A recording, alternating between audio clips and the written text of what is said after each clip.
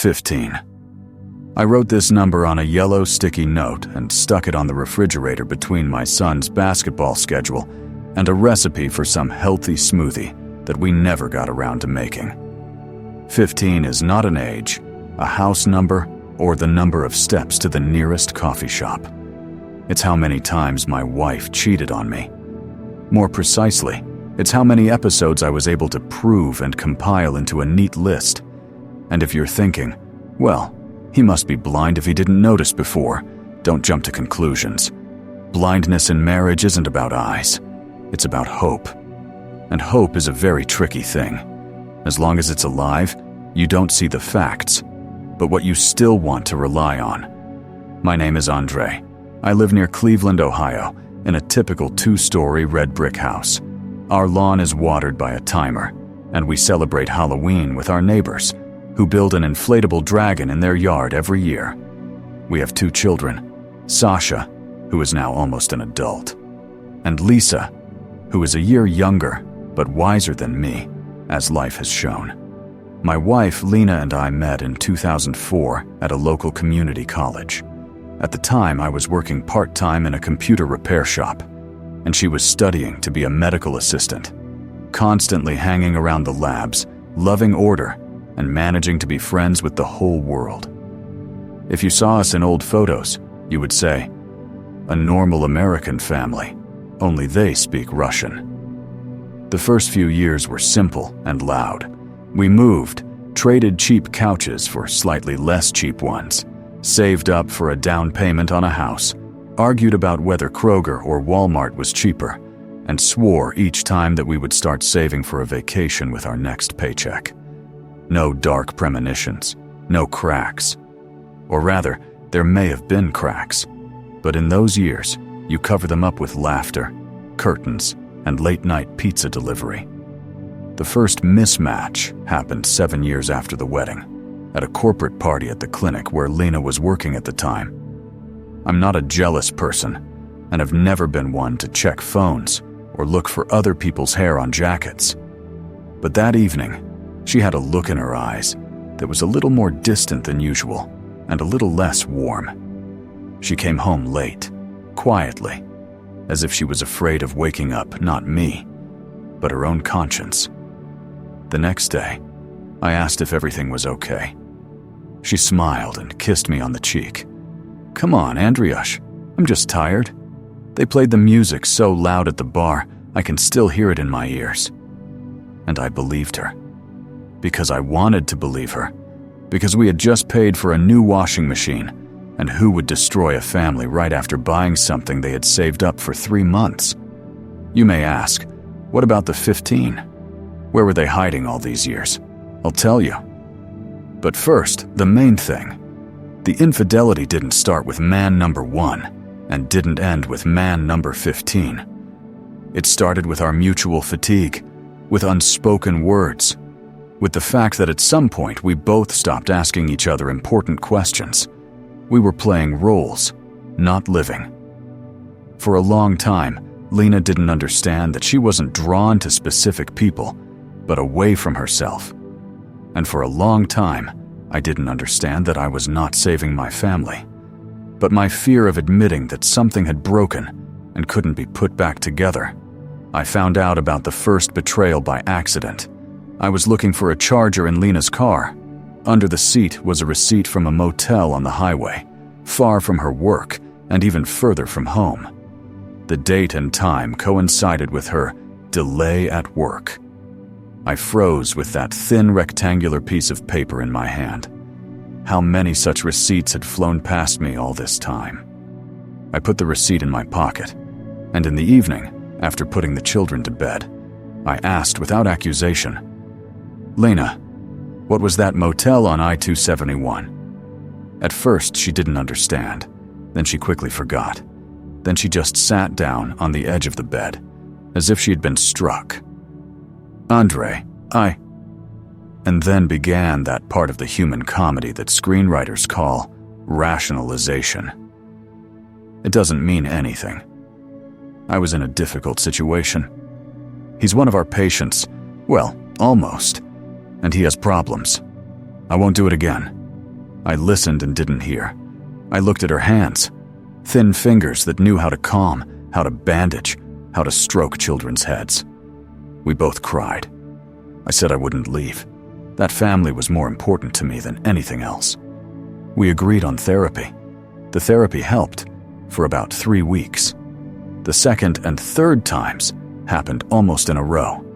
I had already learned to notice how Lena would go into the bathroom with her phone, how she would turn off the screen when I walked by, how she would laugh in her messages as if someone were writing to her about something very funny and very forbidden.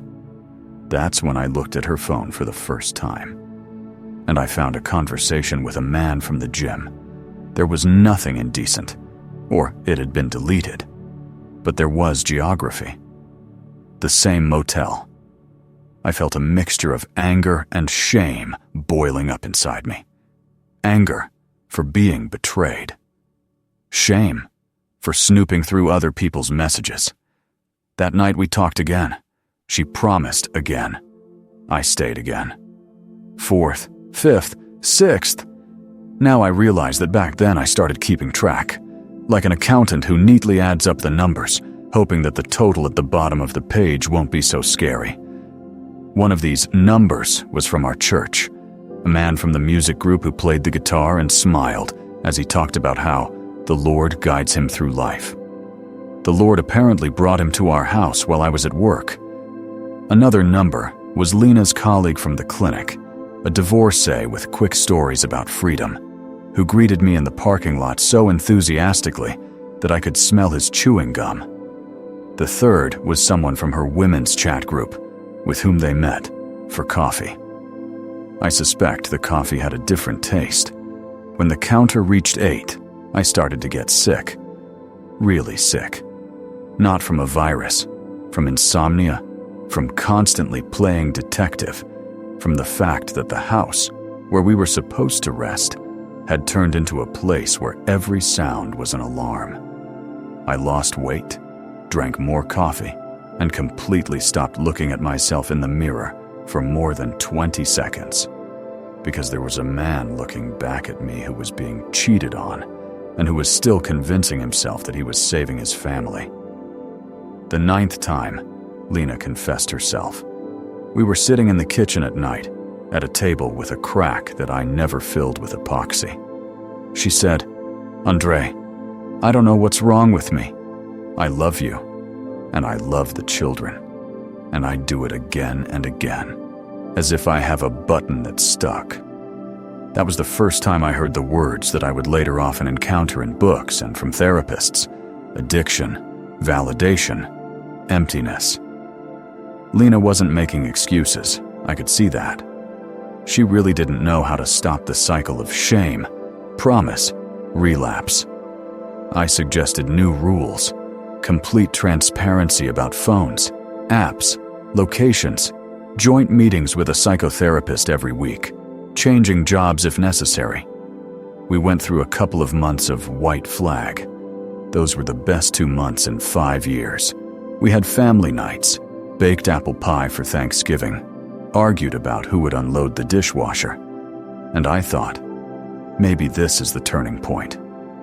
The 10th happened at a conference in Columbus.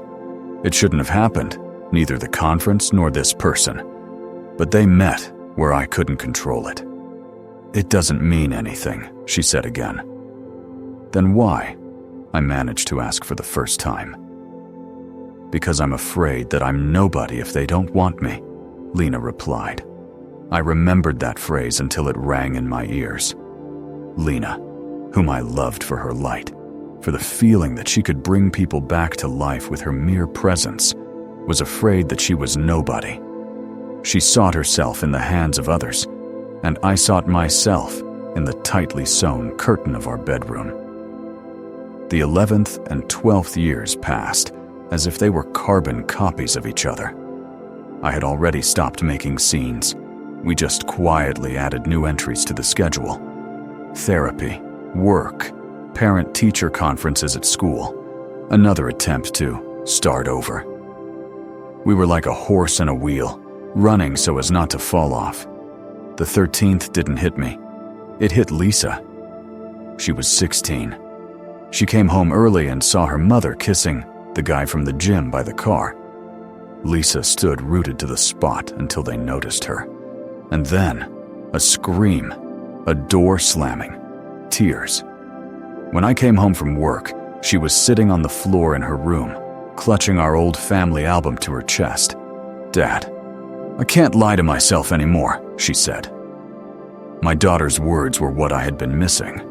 I, a grown man, couldn't bring myself to tell the truth, and my son and daughter brought it out. Sasha said, "Dad, when adults tell children the truth, it's easier for children to choose where their home is, even if there are now 2 homes." He said it calmly, without hysterics, and I realized it's time for me to grow up. The 14th was already against the backdrop of lawyers. We started talking about divorce, first in the conditional tense, then in the future tense, and suddenly, again, as if my body, sensing the breakup in advance, was giving me another injection of the familiar sting. We sat in the mediator's glass office, dividing up chairs and frying pans, and I thought, well, that was it. But no. The last, 15th time happened after we had signed a temporary agreement. I rented an apartment nearby to be close to the children, and Lena stayed in the house until it was sold. And still, the same scenario, only in the back seat of a stranger's car by the park. It was like a stamp on an envelope that had already been opened. Unnecessary, but final. I am not a hero. There are no winners in this story, but there are survivors. And there are people who have grown up. When I say 15, some people frown. Why did you count? I reply, to understand that there were many chances, but not infinitely many.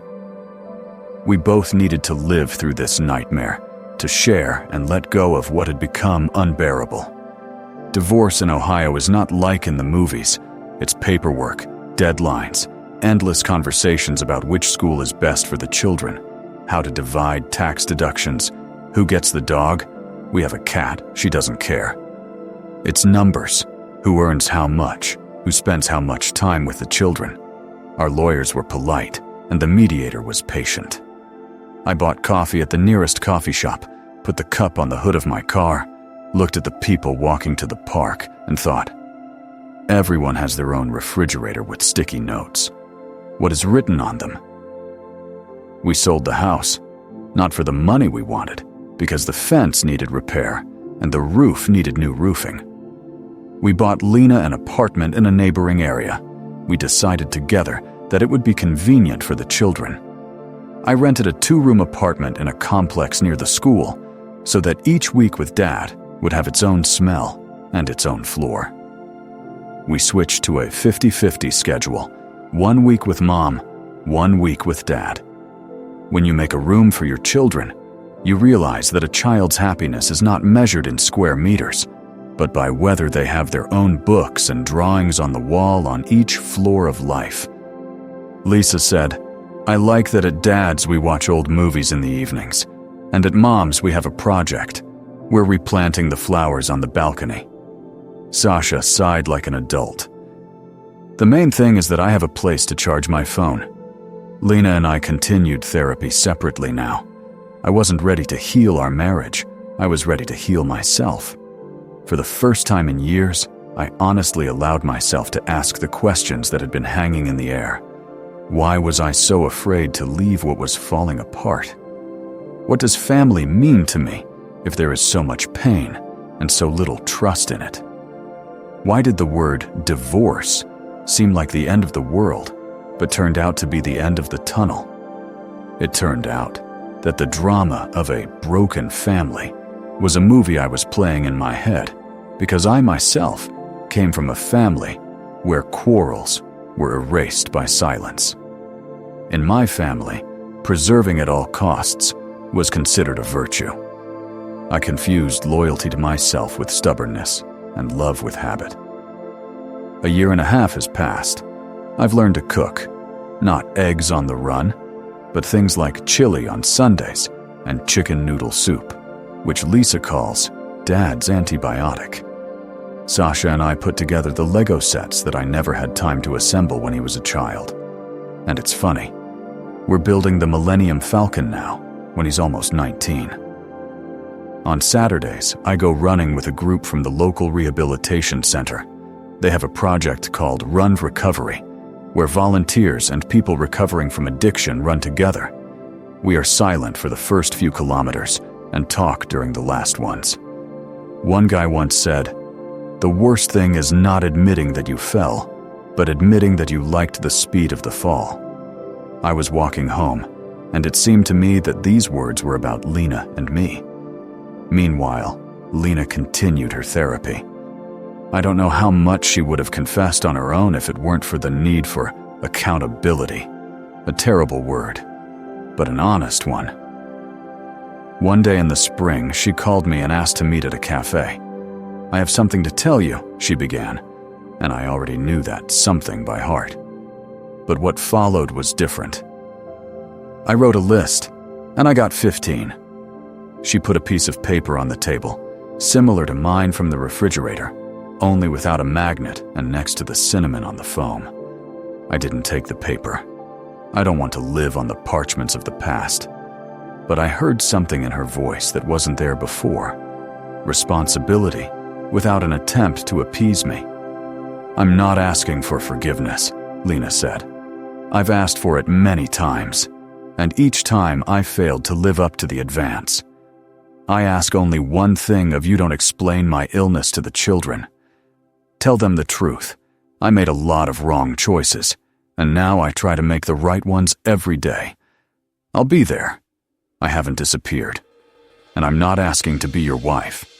I'm asking to be an honest adult by your side as we raise our children." It was better than any excuses. They say that resentment goes away when you realize that no one owes anyone anything beyond the promises they are willing to keep every day. I'm not a romantic with a cynical streak, but I've stopped believing in the myth that love covers everything.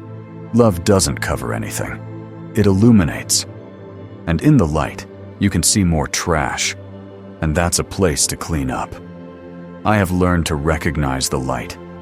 Now, about that finale that you always wait for in such stories. The finale is not a wedding or the word end. The finale is the morning when you wake up and don't expect someone to write to you. Don't be a bore. You get up, make coffee, set the table, and when the children come in for breakfast, each has their own week. You talk not about the past, but about plans. Lisa says she's going to study to be a psychotherapist.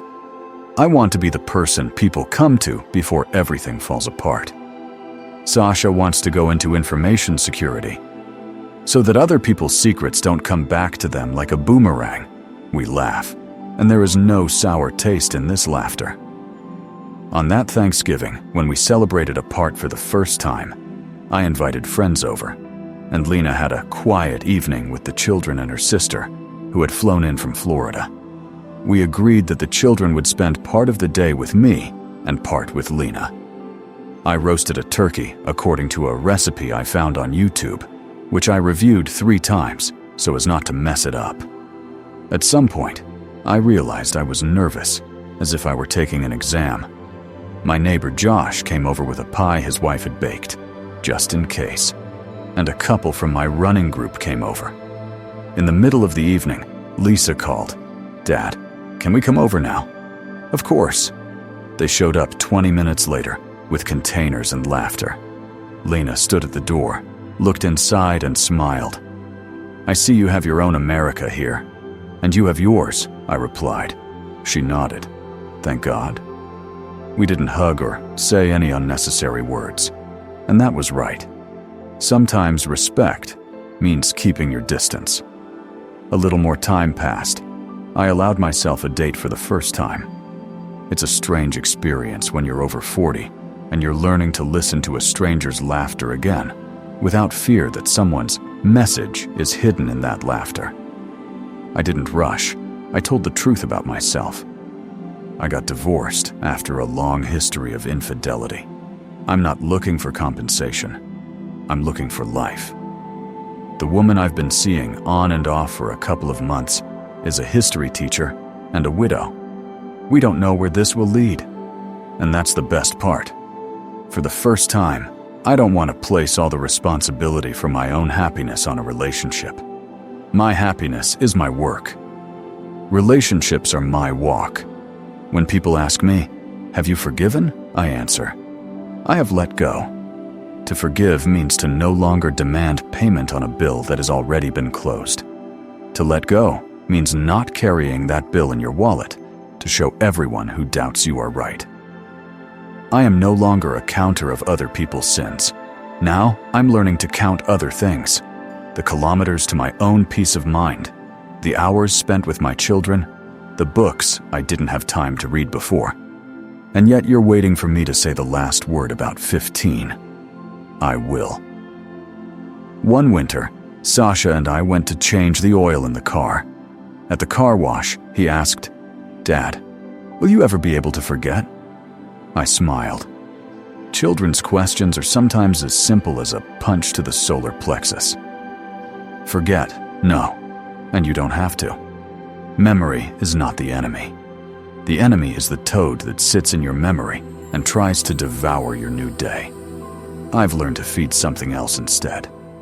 What? Gratitude. For being alive. For being honest now. For having you.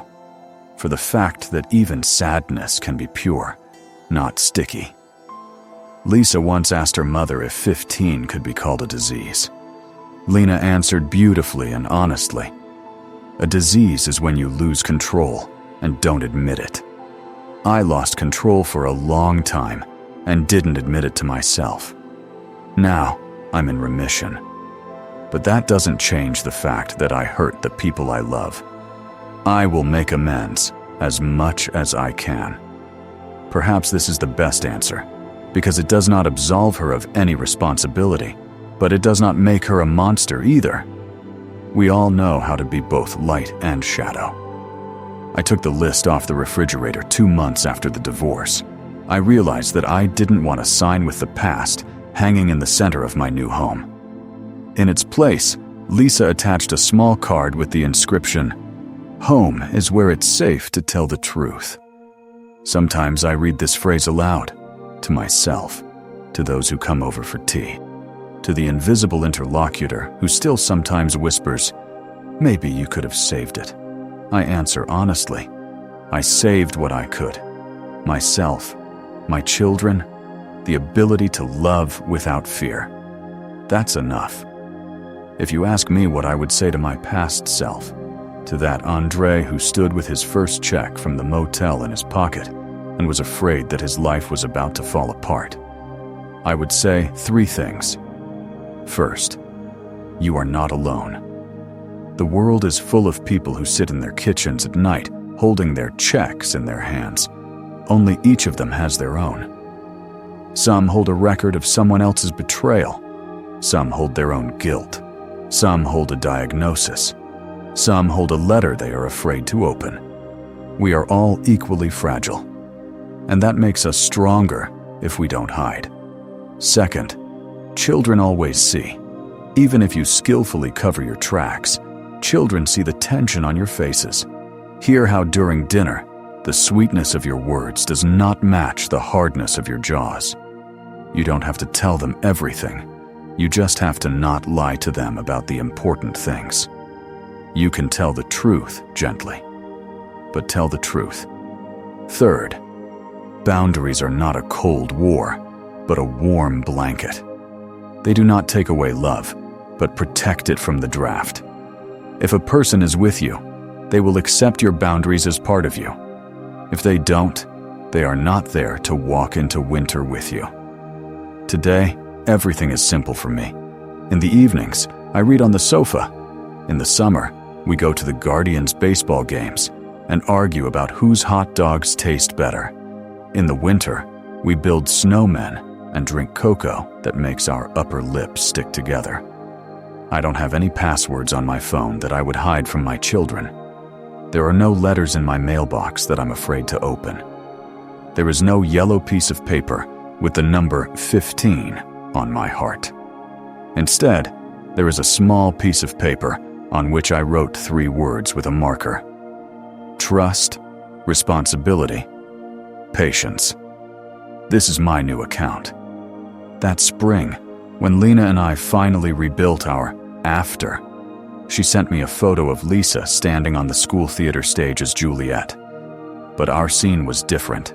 Instead of a tragedy, it was an adult comedy, where everyone learns to love without poison. After the performance, the 3 of us stood at the entrance, laughing and arguing about where the best pizza was, Marco's or Nino's. Lena said, "Thank you for being who you are." I nodded. "You too," I replied. It was sincere. We both stopped trying to be someone we weren't. This is the freedom that smart people talk about in books, but which is almost invisible in photographs. The ending I promised you. Love is not a miracle, but a craft. Betrayal is not lightning, but rust. Rust doesn't hurt for a long time, but suddenly, it breaks. And then, you either change the whole frame, or you stand and try to hold it with your hands. I held on for a long time. Lena pretended for a long time that the rust was a pattern. We were both wrong. Now our frame is honesty, even if we live in separate houses. We both looked up from our papers. We are alive. And if you ever see a yellow sticky note with a number on someone's refrigerator, don't rush to judge. Maybe it's a calculation of the odds that person gave to life itself. The number isn't important. What matters is that one day, like me, they will take the piece of paper down, and they will hang something of their own in its place, and that something will no longer be about other people's steps, but about their own.